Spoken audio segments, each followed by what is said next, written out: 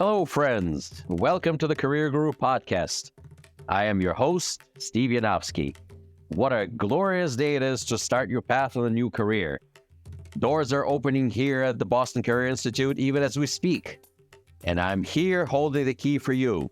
So tune in, stay sharp, and enjoy yourself. This is going to be great. Hashtag Let's Career Up. Greetings, my friends, conversationalists, thrill seekers, career gurus, aspiring career gurus, people who don't know what a career guru is, but you found yourself in the right place at the right time because I am your career guru. My name is Steve Yanovsky, and I'm broadcasting from Boston, Massachusetts. Welcome. Well, we touch on a lot of subjects here on this platform. And today I wanted to broach yet another subject of toxic workplaces and specifically how to recognize the signs of a toxic environment and how to hold your ground. This will be our introductory podcast on this topic, and let's see if we can work our way through this. I promise not to keep you too long here, but I think you will find this both enlightening and entertaining and good for you if you happen to be working in a toxic environment. Now, exactly what does that mean? Toxic work environments. Well, toxic work environments are very interesting because you can't really spot right away exactly what toxicity in the human environment actually happens to be. But if you find yourself struggling to endure through your work rather than be able to push your ideas forward in your workplace, you may be in a toxic environment. The other thing that people choose to look at when they want to identify if they, or actually something that you may choose once you actually identify this after we go through these, is whether you exercise caution in what you say or do versus being authentically you. We're just going to look through some of these things. The other thing that you may consider as you evaluate is your environment toxic or not. And by the way, as I go through these basic topics, you may say, yeah, that sounds strangely like the place I work in. Like, for example, the other topic would be like hoarding the information versus sharing information. If people are not freely sharing their knowledge with you in the workplace, they're keeping it to themselves for whatever reason, the environment could be toxic. Not having boundaries in a workplace is also a sign of a toxic work environment, and we'll discuss that. We'll discuss that in a minute. In as we move forward. Last but not least, strange thing to consider is whether you're feeling more human, more alive after you left your workplace. So let's discuss these topics and maybe a few others today, and let's see if we can work through this so we can, it's okay to leave one's job. It's no longer one of these times where you have to be spending a lifetime. You got a job at the mill and that's where it's at. No, them days are gone. Them days are gone. So today people tend to move around because we're able to. We're no longer restricted. And the internet is something that allows us and affords us an opportunity to actually work on different continents while still staying in the comfort of your home or your office, whatever the case may be. But, toxicity seeps through the fiber of your existence in the workplace. And remember, you're spending 1/3 of your life, of your professional life, of your most fruitful years, whether it's school, whether it's your employer, 1/3 of your life is spent there, if not more. Okay? Let's not keep ourselves in a toxic environment. It's liberating to go to a collaborative setting where people work together to achieve their mutual or organizational goals and succeed. So let's go back to the very first thing that I mentioned today: endurance versus ideas. What does that mean? So, if working longer hours and pushing through gets more attention and recognition than you're thinking, this culture is about burnout, not brilliance. Let me repeat what I just said. If working longer hours and quote unquote pushing through gets more attention and recognition than you're thinking, this culture is about burnout and not brilliance. And let me tell you that some places are specifically designed that way. Don't fault people or organizations for this. You take some organizations, like I'll give you an example: the military or anything that's related to this. Now, this is about endurance. It's not about your brilliance. Nobody appreciates your brilliance in your military. They appreciate you following orders. Actually, pushing through is what they're looking for. If you are looking for career growth and your personal development, or to be recognized for your brilliance and your achievements, that's not a place for you. There are organizations built on this principle. Don't fault them for it. That's what works for them. But if you're not happy in that environment, if you need to express your creativity, if you want to be heard, if you want to be listened to, if you want to be recognized for your for the things that you bring to the table, not just endurance, you're in the wrong place at the wrong time, and that environment is toxic to you. Figure out what the priority is here in your workplace. Okay, once you figure it out, you will be able to conserve and protect your inner self. In some cultures, they call it the chi. In Chinese culture, right? Chi is everything. That's the inner life force that powers the rest of your body and your spirit. Okay, so you have to protect it at all costs. Don't damage it. Okay, so that's what is meant by endurance versus ideas. Again, that place in itself may not be toxic, but it may be toxic to you. You could have thousands of people working in the same place again and again and again, but they went there specifically for this thinking. They're there to do their job 9 to 5, like working in a factory that makes canned fish. There's only so much brilliance they can absorb. They're canning fish. If you are a creative person and you're trying to accomplish something, perhaps you chose the wrong place, and it's your responsibility. You figure it out. Okay? But if you are struggling to exist over there and you took that job because you needed a paycheck, you're in the toxic environment. Now, next topic that I brought forth a little bit earlier is caution versus authenticity. Toxic workplaces make curiosity one of the most prized leadership traits feel very risky.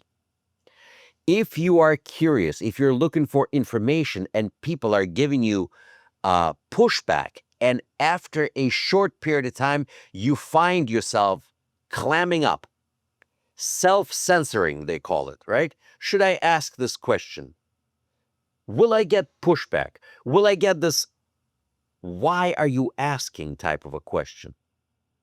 Okay, without any resolution. You're in a toxic environment. Okay, if you can't express yourself professionally in a professional uh, setting, you're in the wrong place, and the people around you are the wrong kind of a people. That you should consider this as a place which has this toxicity to you. If you find yourself in a place where you need to ask questions and you're not getting any answers, try asking questions like, can you point me in the right direction where this is documented, for example, if you're questioning some forms of policy. It's a relatively simple way of asking this question without being dismissed. Asking for a policy or documentation is important, and it puts other people on defensive if necessary. But we don't want defensive. We want collaborative. All we're doing is identifying um, toxic environment for you. Once again, to other people, they don't care about the why, where, and how. They just go along to get along, or get along to go along, whichever way you want to look at it. But it is what it is. But if you're feeling uncomfortable, you could be in a toxic place for you. Related to the previous point is something that I mentioned earlier, is information hoarding versus sharing. When people hoard information instead of sharing it, they are themselves in a survival mode. Trust, there is no trust. People don't interact with one another. Now, I can't work in a place like this. And I know that most of you probably can't either. Okay? Do you want to be in a place like that? Do you want to be in an environment like that, surrounded by people who are scared for whatever reason? Okay, some bosses are really toxic, and we'll talk about toxic bosses and stuff like that, I promise, very soon. Okay, look for things where, once again, where things are written down to support your question, to support your position. Okay, but remember, watch for these signs. Watch for these signs. One of the other things that I mentioned in the 5 things that that I talked in the very beginning was not having boundaries in the workplace. Now, boundaries are very important. All right, knowing who is doing what, when they're doing it, and holding your space, personal space, protected is key. Okay, that's not hoarding. That's just keeping your safe place. I mean, today it's a popular thing, but in reality, it's safe for you to function as a normal human. That's what it's actually meaning. When people say we're like a family, may really mean blurred roles, that they expect you to do stuff 24/7. Okay, we're like family. See, I can call my family 24/7. A job is a job. Okay, and it's okay to say, you know what, uh, my workday is over. Let's pick this up tomorrow. And it sets a clear, respectful, yet firm boundary without providing unnecessary details as to why. It's great to set these boundaries. It's good to go home liberated from the pressures of work. It's wonderful. I have, uh, in my own personal universe, I spend a lot of time at work. I do. And but I do have a very clear boundary. When I return home, I have private time with my wife, where we go for a walk with our dogs. And to make conversation, my wife asks me, "How was your day at work?" My only answer is fine. And she says, "Why don't you tell me about what goes on in the office?" Because I have closed that door. That which was left behind stays behind in the office. Once that door is closed, I go to my happy place where my wife is, where my dogs are. The door is closed. I don't need to bring that home. It's not good for anyone. Okay. But if you're constantly dwelling and ruminating on these subject matters and you have no peace, guess what? You're in a toxic work environment. Okay. Keep that in mind. Last but not least, one of the things I mentioned today was feeling alive after hours. Now, this is difficult because sometimes you may be interested in the work that you do and you spend your time thinking about it. But being interested in work over ruminating over what transpired are two different things. If you feel energy once you sign off, your workplace may be, as they say, dimming your lights. Now, even though when I do leave work, and I go home, And if I'm working on a very interesting project, my mind is still working. And I don't mind sharing that information with my wife because I will bounce that idea off of her. See what she says. And if I'm in a happy space at work, I will carry this forward and make this an interesting enterprise even when I go home. But it makes me happy. It actually gives me joy and power and strength. But if you're ruminating over problems again and again and again and again, you have just brought your toxicity with you. But if you close that door and now you're feeling a lot better and you can't reflect positively on your workday, guess what? You are in a toxic place. See, your work doesn't necessarily have to define you. Your professional life is one thing, your work is that, and your home life is your home life. You don't have to bring all of these things that you do with you. It doesn't have to eat you. If it gives you joy, if it gives you happiness, if you can't wait to share the stuff that you do and you deal with, if you can't wait to share the joy about dealing with wonderful people that you work in with your loved ones at home, guess what? You're in the wrong place. You're in a toxic environment. You don't want to do that to yourselves. This is wrong. Okay?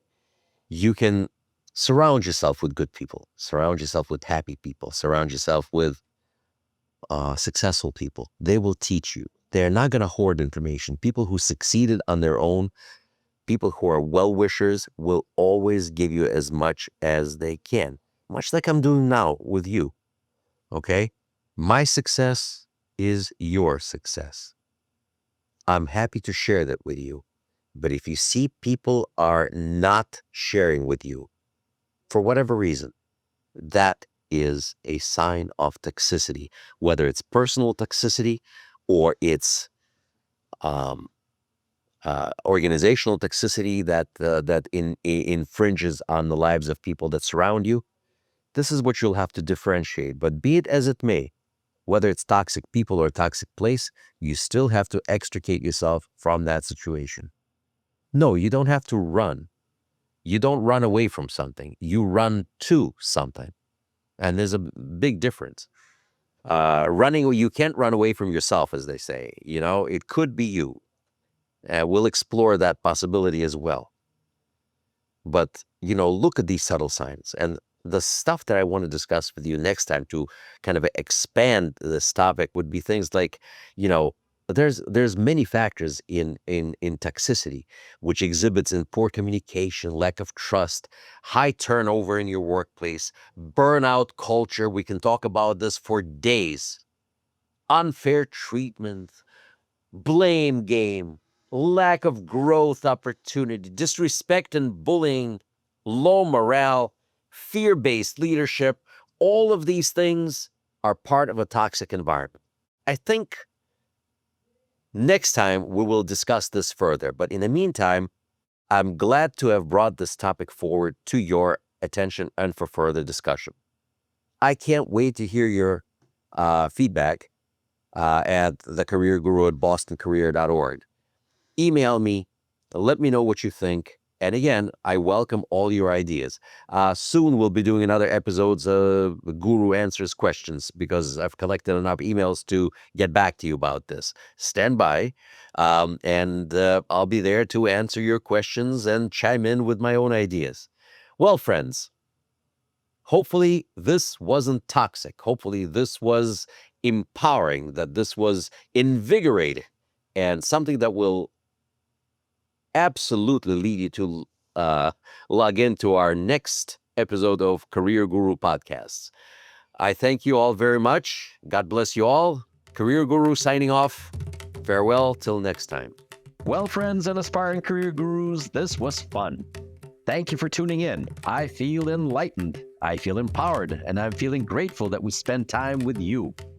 For more information about Boston Career Institute, please visit our website, bostoncareer.org. Boston Career Institute has 3 campuses located in Brookline, Massachusetts, Malden, Massachusetts, and Lowell, Massachusetts. call our toll-free number 888-383-6058. For questions, comments, and/or information about our podcast, email me at thecareerguru@bostoncareer.org. The Career Guru podcast is available on Apple Podcasts, Spotify, our website, bostoncareer.org, or wherever you stream your podcast. Subscribe, stream, rate, and review our shows. Your rating and reviews help our show reach new audiences. Produced by PodPro Entertainment, The Career Guru lives within a network of podcasts located at podproentertainment.com. Hashtag the new radio. Looking forward to seeing you soon. All the best to you. My name is Steve Yanovsky. I am the Career Guru. May God bless you. Hashtag let's career up.